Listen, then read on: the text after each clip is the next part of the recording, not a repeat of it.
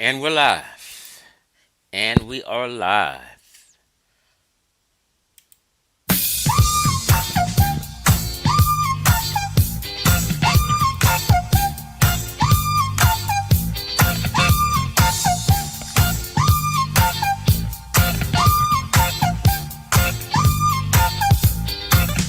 Don't you know I got a thing for you?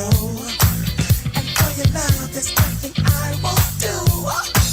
I swim in ocean, climb a mountain high.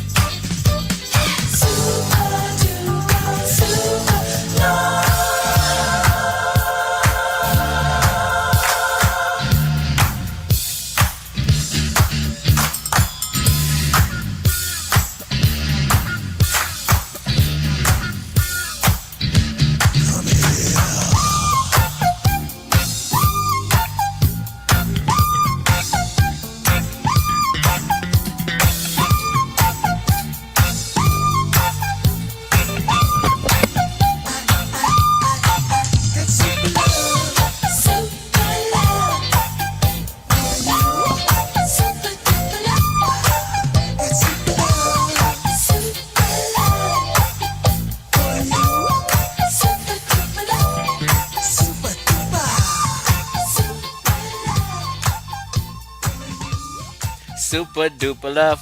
Ah, that's my shit right there. Super love. I'm super love. Super love. That's super love by an old school group called Sky. Right? Sky used to produce some R&B and some funk jams, you know what I mean, back in the early 80s. So that shit brought back memories. I heard that song the other day. I looked it up. I said, I got to put this on my playlist. It brought back memories when we was popping and breakdancing. What's happening, big money? Peace to you. Ken said, I don't.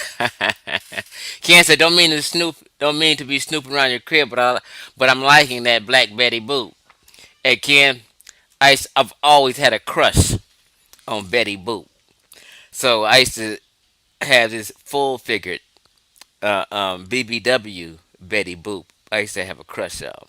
Yeah, I got a crush on cartoons.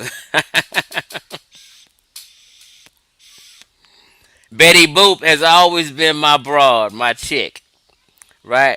That's been my girl, right? What's happening to JJ Bentley? Squally Vision checking in on their ass. Donnie Williams said he came to check out the X Files. You better check my X Files. You know, they check my G Files, check my X Files. And the beautiful Miss Rashonda Hayward with your little fine ass. Hey, sweetheart. Rashonda Hayward, that's my girl right there. All right, all right, all right. So, question I have up. She said, me too, again. Question I have as the title. Um, if people keep talking about this A group Nubia, right?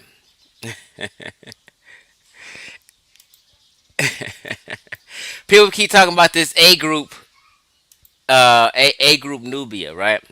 And I'm like, what is this A group, B group, C group, all the way to X group? What is this shit, right? And I'm like, ah. When I got to looking into it, I said, this ain't no Nubian culture.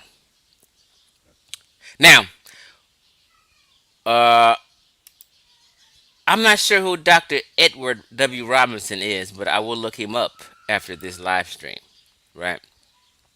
So I was looking shit up, and I got to thinking to myself,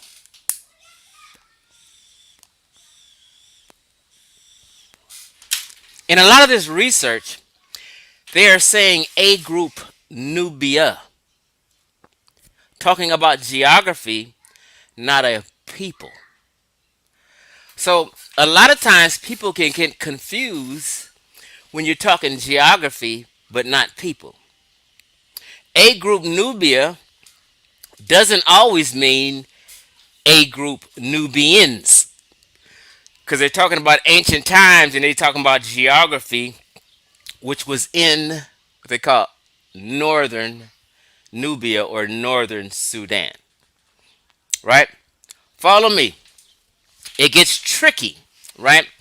So I wanted to clarify and show some primary evidence and some primary sources that don't lean towards Nubians, but lean more towards Caucasians.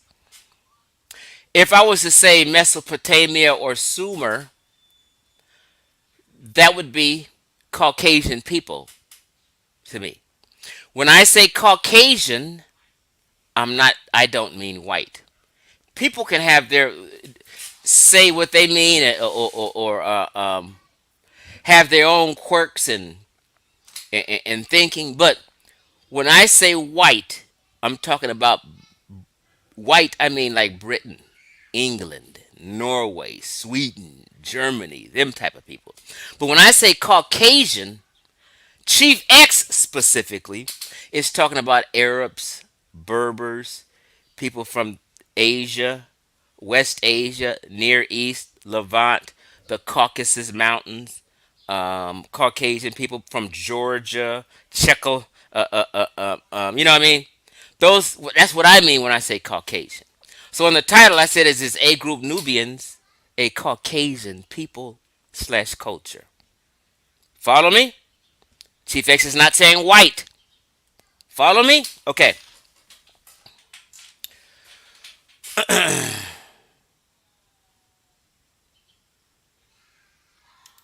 Mr. Rich, so they came from Green Sahara? Just stay tuned. I got you covered.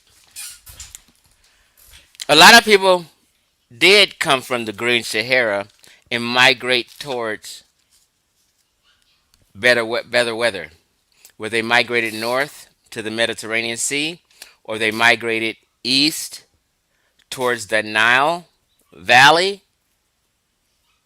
People came out the Sahara, right? Majority say they migrated north. So people who are in North Africa today would be those people, they're not sub-Saharan Africans. They're not tightly coiled haired people. They're not nappy head people in North Africa. Never have been. Okay, let's get that clear. Hold on, y'all. What's up, baby girl? Huh? What you doing? Oh, just doing it live while everybody listen to you. Everybody listening to me? Yes. Ah, why you put me out there like that? Hey, baby girl, I'm gonna call you back after this live. All right, bye. All right, bye, sweetie.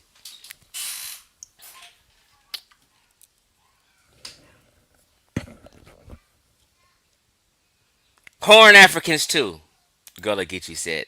So yes, Horn Africans too. I consider Caucasian if we're talking about physical anthropology. I understand that it's an obsolete and outdated term, but Chief X likes to use it. So I'm explaining before I go in on this. Okay? Um okay. So how do I want to do this first? Let's just go ahead and talk about a group Nubia. Okay? So let me share my screen.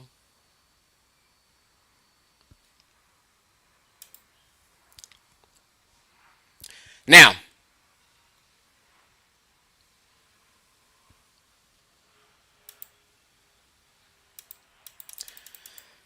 this says ancient. Let me make sure. Is my screen sharing? Hold on. Wait a minute. I'm not sharing my screen. I'm sorry, y'all.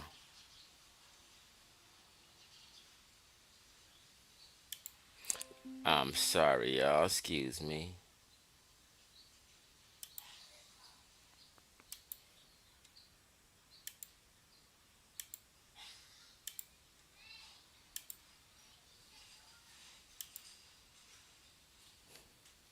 All right, here we go. So let me come here again. This says ancient Nubia, a group, 3800 to 3100 BC. I guess that is the chronology or the time period or the time frame for a group Nubians. Now, um, what what gets a little confusing is there are overlapping groups or cultures or people or populations within this time frame of 3800 to 3100 BC. Okay? So it can get a little clouded because people have titles for Nakata culture, Badarian culture, Gerzian culture, um, um, um, also ancient Mesopotamian influence, as far as an armor's palette and stuff like that.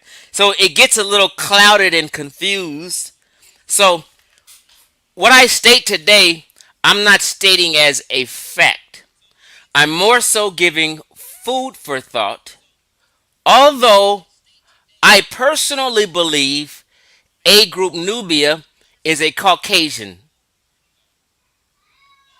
people. Okay? Understand that. Now, when they talk about these are like artifacts and pottery, and I have this as my thumbnail of A Group Nubians. Things found to be related to or belonging to A Group Nubians. Things found in ancient grave sites in what we would consider northern Nubia. Okay,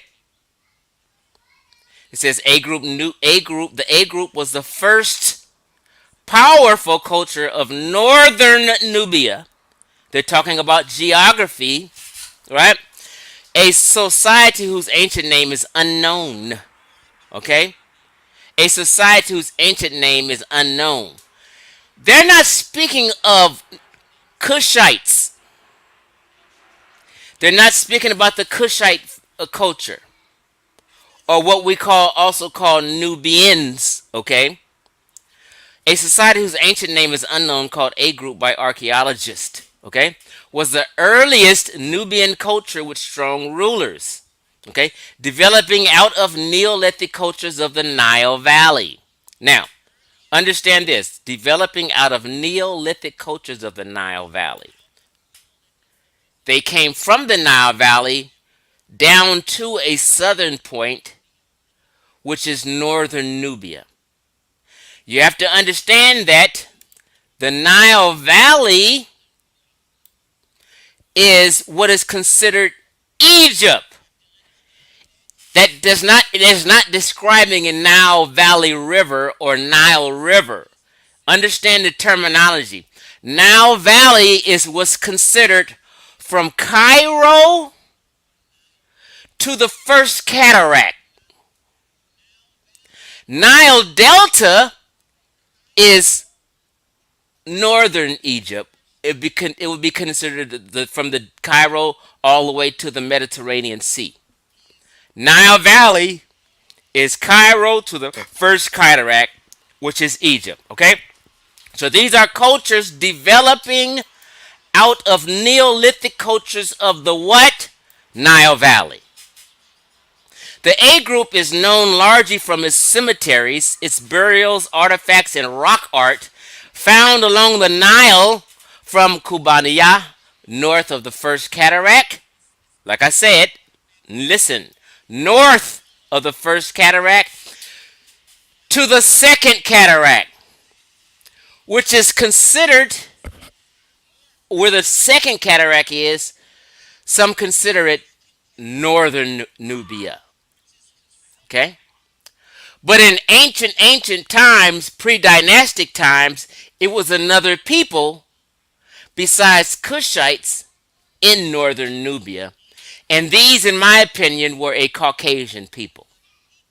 When you go further deeper south, then you run into what I would consider Cushites, past the second cataract, okay? Much of the power and wealth of these A group came from trade. Its location gave it access to gold from the eastern desert, carnelian from the western desert, and exotic products like incense, ivory, and ebony from further south along the Nile. You got to understand that, listen to the wording, okay? And how I'm couching it. I keep telling people further south along the Nile, down lower would be the Cushites, okay? But this Nubian A group came from the Nile Valley cultures, Egyptian cultures, or pre-dynastic Egyptian cultures, okay? Like Fayum culture, like I forget some of the names, okay? So they were getting ebony and ivory from people in further south, okay? So they're not the Cushites, although they're in the geography which would be considered northern Nubia, okay? The A group traded these resources for Egyptian products, many contained in large storage vessels, as well as for olive oil from the Mediterranean coast. Okay? So I just wanted to put that out there. A group culture was an ancient culture that flourished between the first and second cataracts of the Nile in Nubia. It lasted from 3800 to 3100 BC. Okay?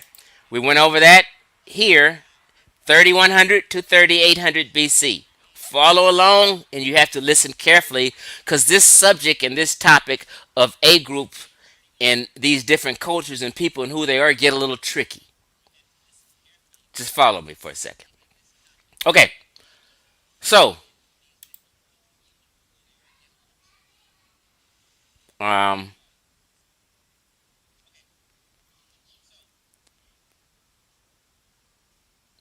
One second, y'all.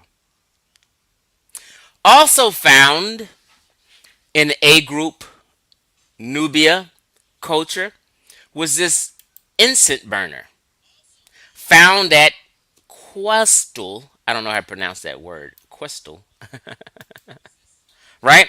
Which contains some early Egyptian um, symbolism, right? It says the earliest known. Hold on.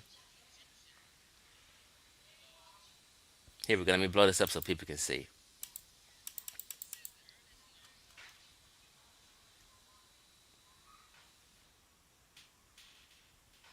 Okay, here we go.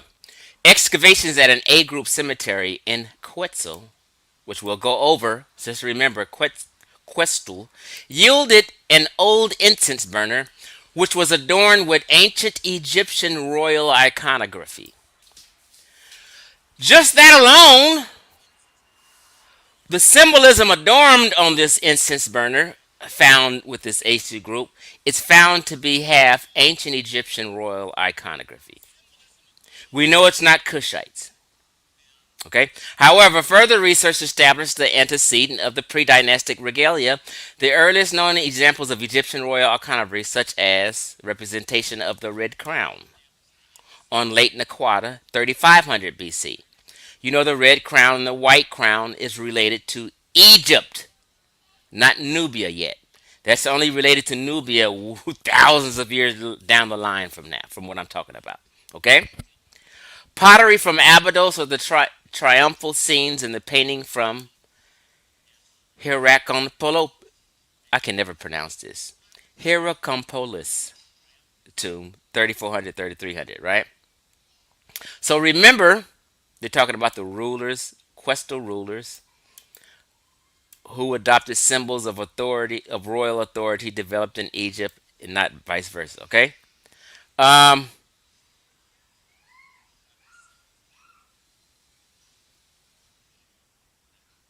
okay, so they're talking about pottery and incense burners found in graves and stuff. So let's just go here real quick. I want to go in order, but I need to go out of order for a second.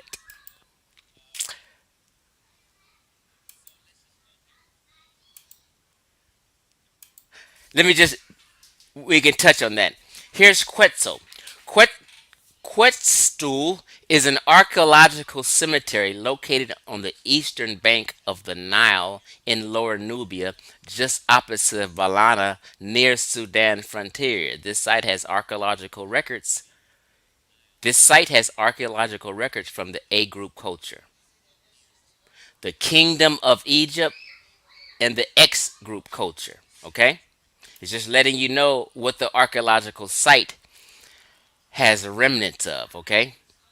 These three significant A group culture cemeteries of the times of, excuse me, I'm just reading all wrong. Three significant A group culture cemeteries of the times of the first dynasty of Egypt have been excavated, which is located in present day Egypt, what was once Lower Nubia, at least 5,800 years ago. Okay?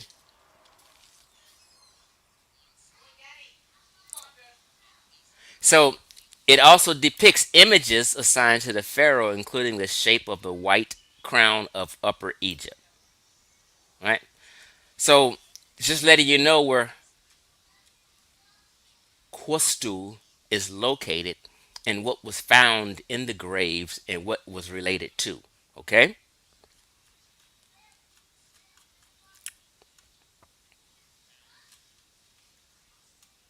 This is some pottery found. These is like, I guess, some symbolisms found on the incense burner, right? Now, as you can see, it looks like Egyptian symbolisms in animals, and they have an Egyptian boat, right? Um, you may not be able to see this clear, but I'll try to leave a link in the description after I finished, okay? So, what are some things found in these tombs, right? Like, I'm not saying the Jebelian pre dynastic mummy was A group Nubia. So this is what I mean by the time frames and confusion of time frames and the labeling of different cultures, like Gerson, the Quadas, things like that. But when you look at the time frame, it says approximately 3400 BC, if you can see that. So when we're talking about A group Nubia, that fits right in the middle of 3800 and 3100 BC in pre-dynastic Egypt. 3100 is when Narmer begins. Okay? You just use that as a guideline. 3100 is when Narmer begins and when he begins to unite the two upper and lower Egypt. Okay? So, my point is the Jebelian mummy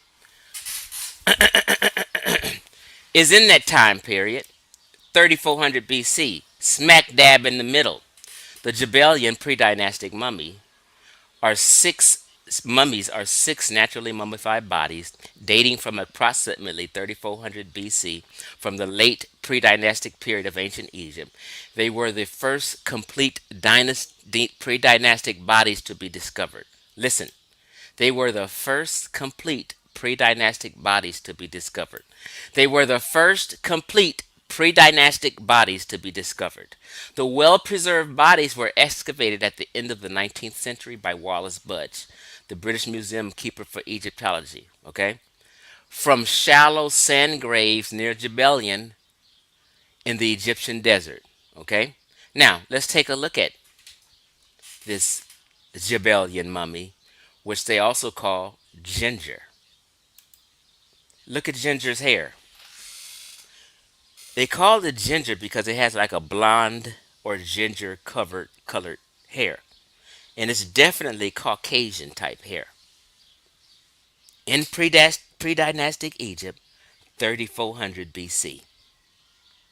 Right in the midst of A group Nubians time period. You see the pottery next to his head. Okay? Maybe you can see better. You see his hair? That's definitely Caucasian hair. And you see the pottery. Keep your mind on that pottery.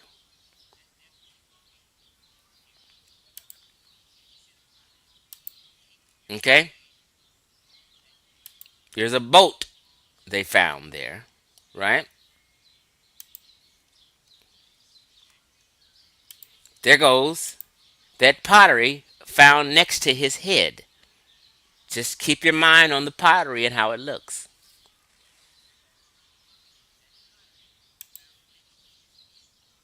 Okay. Now,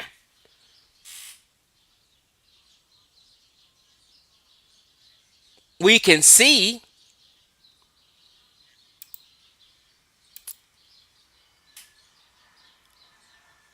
this also, if you can see this piece of art. Nakata, a carved figure from the Badarian culture, 4000 BC. Nakata, the earliest face of ancient Egypt. Okay, this is pre-dynastic Egypt in artwork found.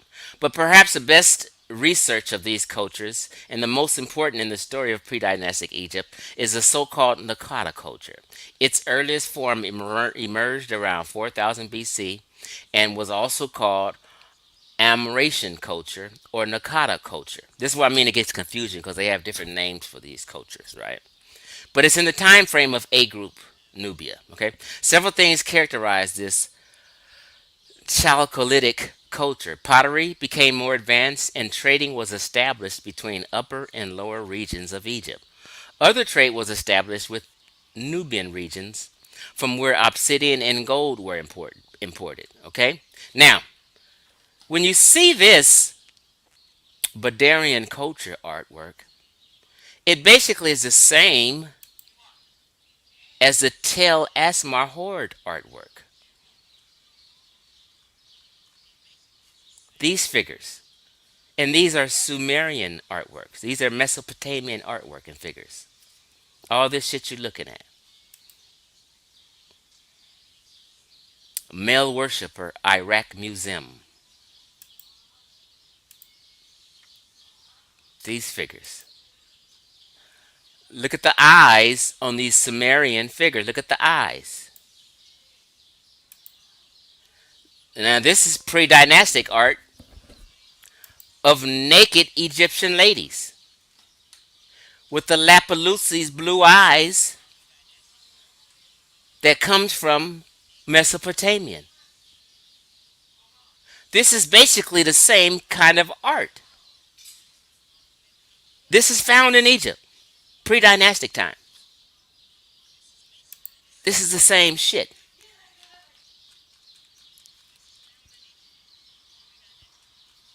It's the same shit.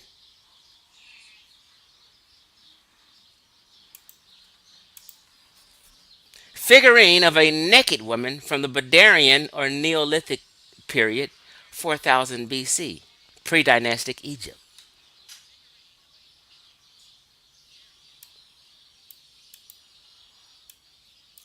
Right here, it has a date. Let me blow it up so you can see that I highlighted. Pre dynastic Egyptian period, 3100.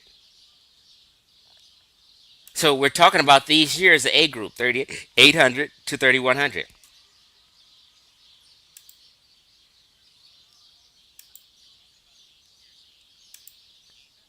Right? Okay.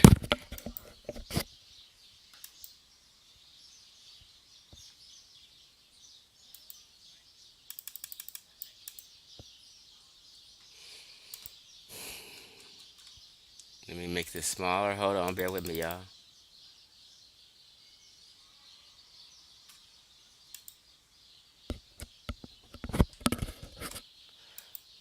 Now,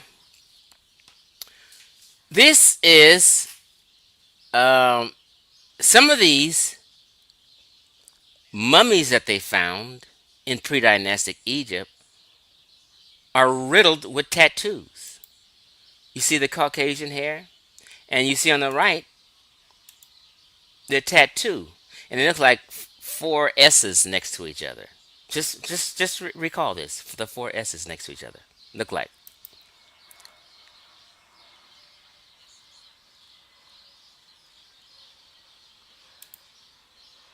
I just showed you this pottery that was in the grave with the man with the Caucasian hair. Look at those S's on the left, top left.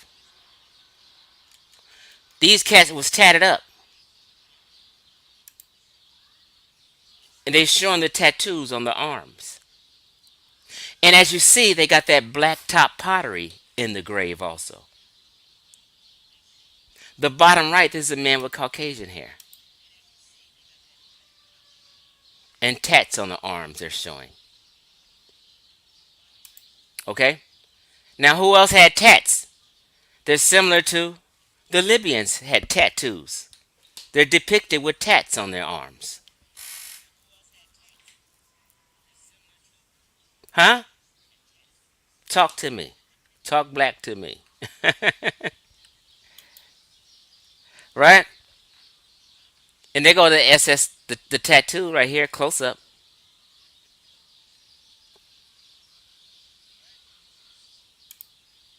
Oops.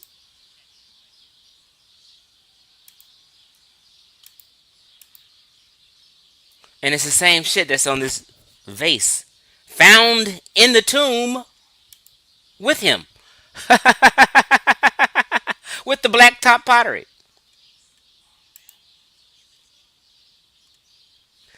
So not only was he tatted with SSSSS, on the pottery in the tomb, it has SSSSS on it, on the top.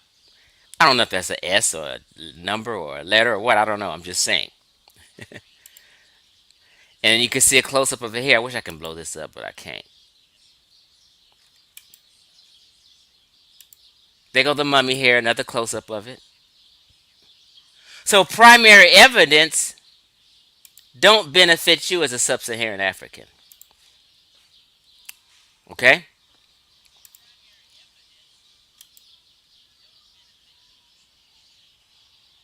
Even their dental work clusters with Caucasians and North Africans. Okay? These are early dynasty kings and pharaohs. Okay? Nobody ever talks about this guy. This is Wood. Let me show you who that is. Hold on. Let me show you who I think this is. Hold on, y'all.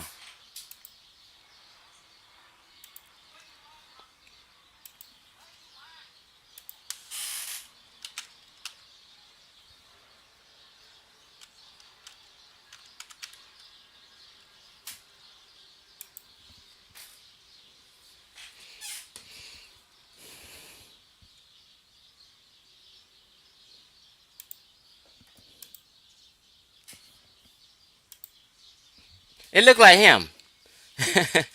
He looked straight Caucasian with titties. Oh, hold on. I'm not sharing my screen. My bad.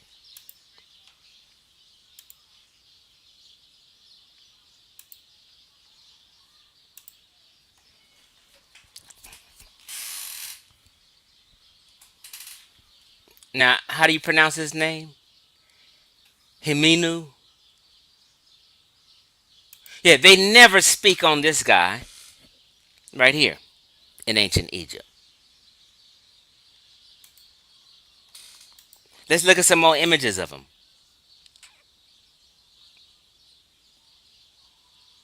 Himenu was the son of Prince and a grandson of King Sneferu. There is no information about the wives or children of Himenu. And that's Sneferu's grandson. But Egyptomaniacs and Afrocentrics never show a picture of him or talk about it.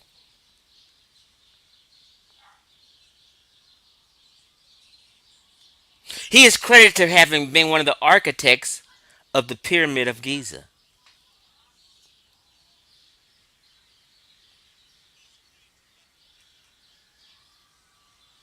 Why they don't mention this cat?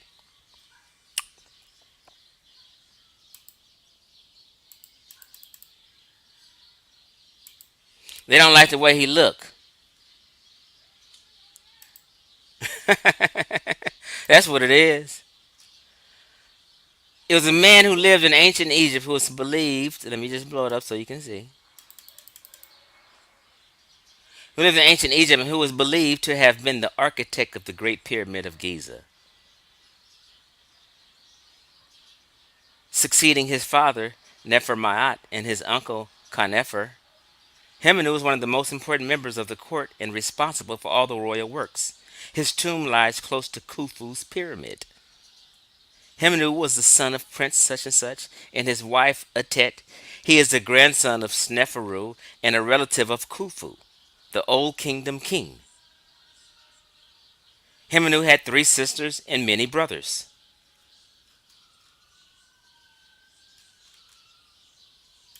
Way back, why Egyptomaniacs don't show his picture and talk about him?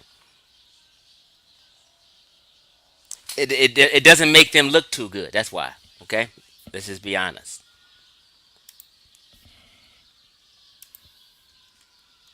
They leave him alone.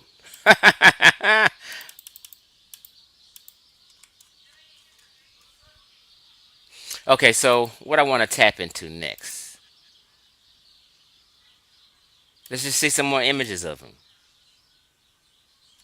Oops.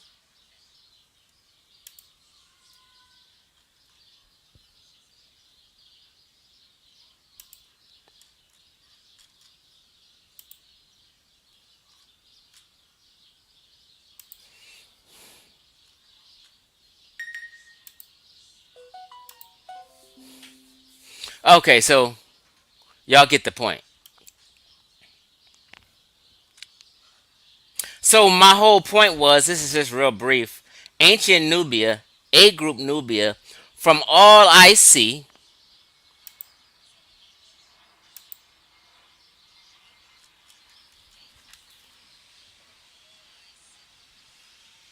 um, seems to be a Caucasian culture. The pottery, the early Egyptian symbolisms, the different trade they did with people who were more southern than them and people who are northern from them. They wouldn't be considered the ancient Egyptians. It would be considered a pre-dynastic dynasty. Hold on, let me look at the chat. What y'all talking about?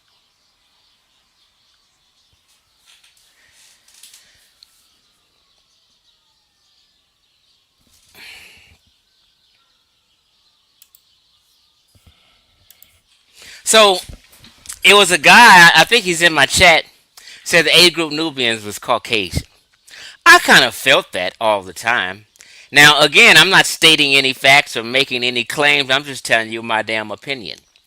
And the reason I'm not making a claim or stating anything as a fact here because it gets a little confusing. Overlapping cultures from the time period of 3100 to 3800, pre-dynastic time. And some of them have different labels and names, but all that shit to me is A group culture. You know what I mean?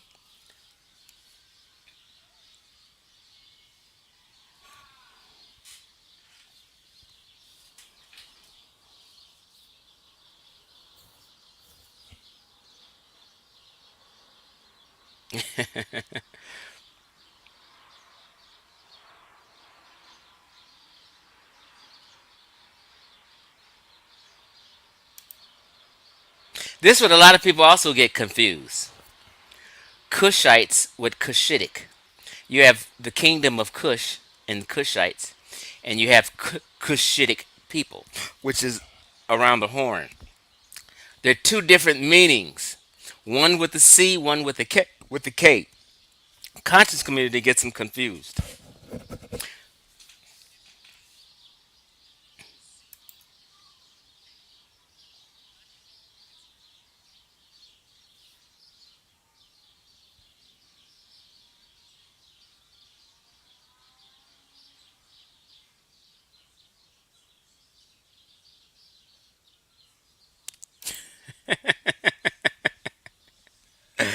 Wow.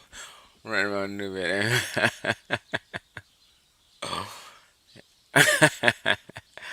Oh man.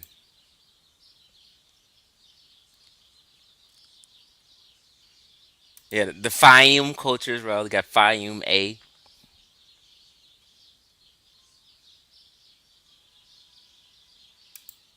There we go. Oops. Gully says the A group culture is the same as B and C groups, just in different time periods. They was Afro-Asiatic speakers. That's true. Because I did read something where they would had a confusion of what they did speak, but most it was a few scholars who leaned towards they probably more so spoke an Afro-Asiatic language. So you may be right, Gullah. So sub-Saharan Africans in general didn't speak a Afro-Asiatic language, unless you're around the Horn of Africa with the Ethio-Somalians and the Eritreans or something.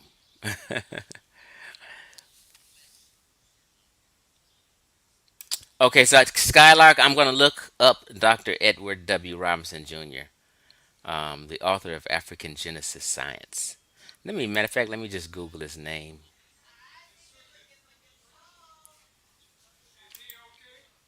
Edward W. Robinson. Hold on.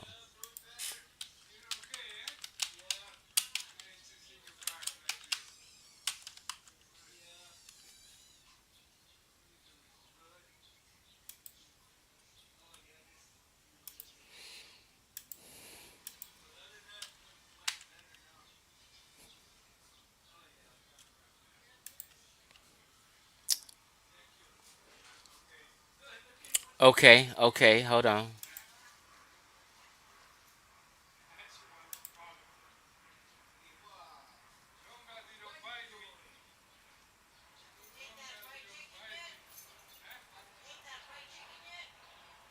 Okay, I see him. I see him. I'm gonna look into him after this.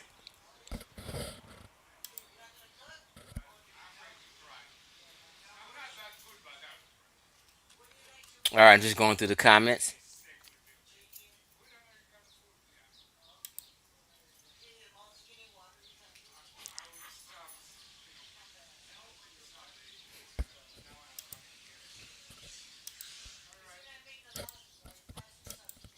So yeah, I just briefly wanted to speak on that. I just want to go through here and make sure it's something I didn't leave out.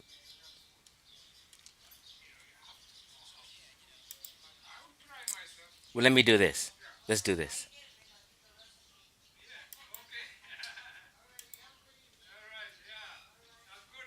Now, these are sculptures found in Iran. They call them the Tel Asmar sculpture, right? It's very similar to this. Very similar to this. All this shit is the same to me,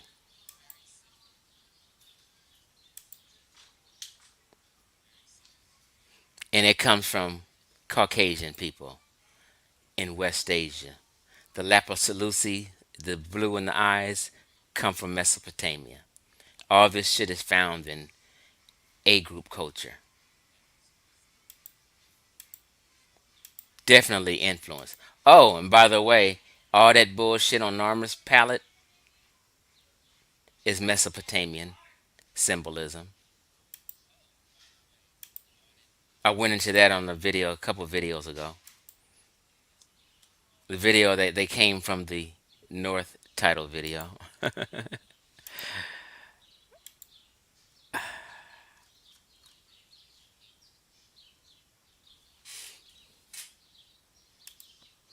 Eastern Africans are a mixture of Natufian related ancestry and sub Saharan Easter African groups pre back migration.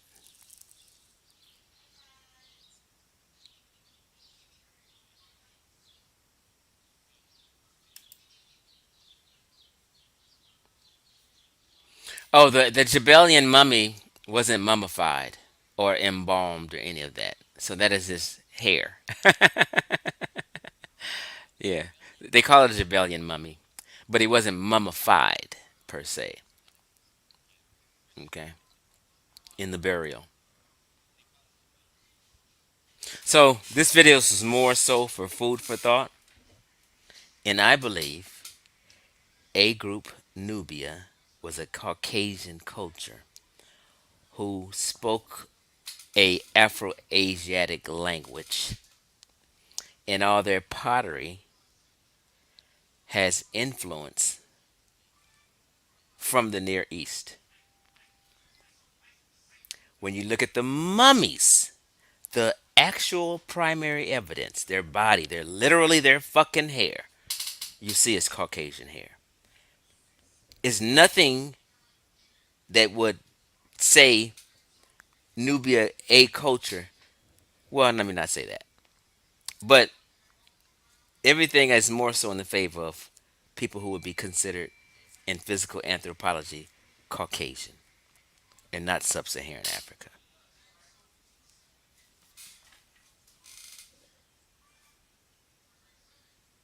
All right. So peace out, y'all. I'm out.